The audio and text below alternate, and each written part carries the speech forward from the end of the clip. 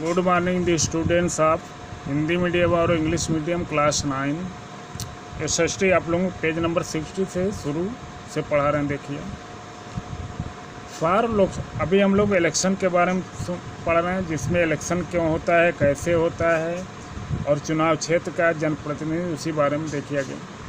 For Lok Sabha election के लिए the country divided into 543 constituency. देश को 543 चुनाव क्षेत्रों में बांटा गया है। अब आपका चुनाव क्षेत्र कौन सा आता है? लालगंज।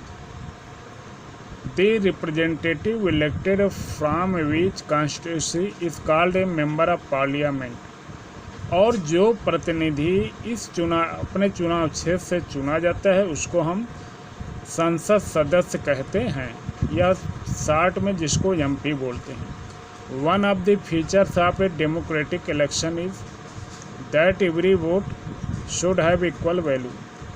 एक सबसे बड़ी प्रजातांत्रिक चुनाव की विशेषता यह होती है कि प्रत्येक वोट का समान जो है मूल्य होता है, यानी सभी वोट बराबर होते हैं। दैट इज वाई, यही कारण है आवर कॉन्स्टिट्यूशन रिक्वायर्स, हमारे संविधान को ज़रूरत होती है दैट की each constituency should have a रफली equal population living with in.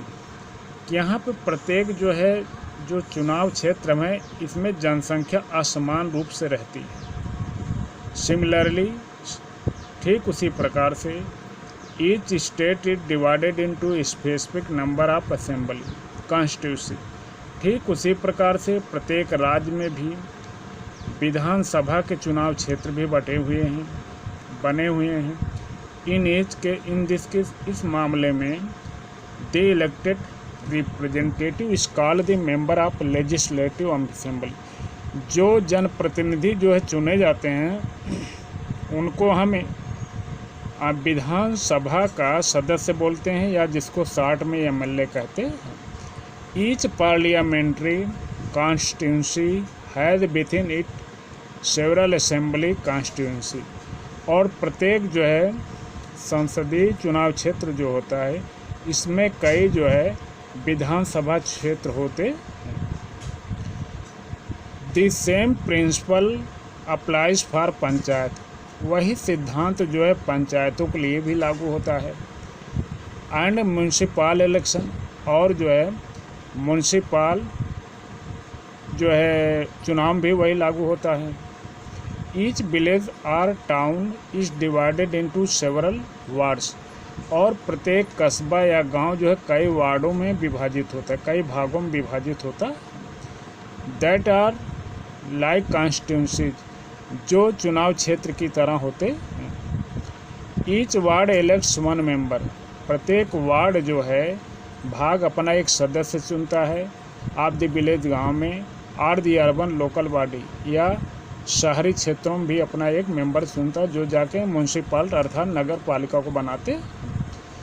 Some time, कभी कभी, दीज कॉन्स्टिट्यूंसीज, ये चुनाव क्षेत्र, आर काउंटेड एज सीट्स। इन्हीं चुनाव क्षेत्रों को सीट की तरह गिनती की जाती है कि इतनी सीट है, इतनी सीट होंगी। For each constituency represents one seat in the assembly. क्योंकि प्रत्येक चुनाव क्षेत्र का जो प्रतिनिधि होता है वह एक सीट का सभा में जो है प्रतिनिधित्व करता है। वेन बी से, जब हम कहते हैं दैट की लोक दल 160 सीट, लोक दल जो है 60 सीट जो जीता है इन हरियाणा में।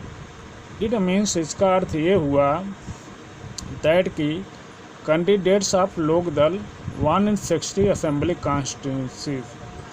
इसका अर्थ ये होता है कि लोक दल का जो एक कैंडिडेट प्रतिनिधि है, अभ्यर्थी है, वह जो है 60 विधानसभा के चुनाव क्षेत्रों में जीत चुका है।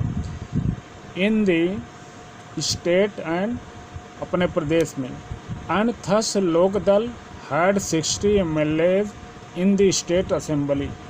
और ठीक उसी प्रकार से 60 एमएलए जो है राज्य के सभा में, राज्य के विधानसभा में होते हैं। अब एक गुलबर्गा लोक सभा कॉन्स्टिट्यूंसी, एक गुलबर्ग कहाँ है? गुलबर्ग जो है कर्नाटक में है। Gulbarga Kalaburagi district in Karnataka. एक गुलबर्ग कर्नाटक के मानचित्र है। इसके पश्चिम में, पूर्व में देखिए आंध्र प्रदेश है और तेलंगाना है, दक्षिण में तमिलनाडु है, पश्चिम में इधर जो है गोवा राज्य और फिर इधर अरब सागर होता है, और उत्तर में जो है महाराष्ट्र है। अच्छा, दक्षिण में केरला भी है। अच्छा, इसके आगे आप लोग कल पढ़ाएंगे और कमेंट लिखे। थैंक्स, जय हिंद।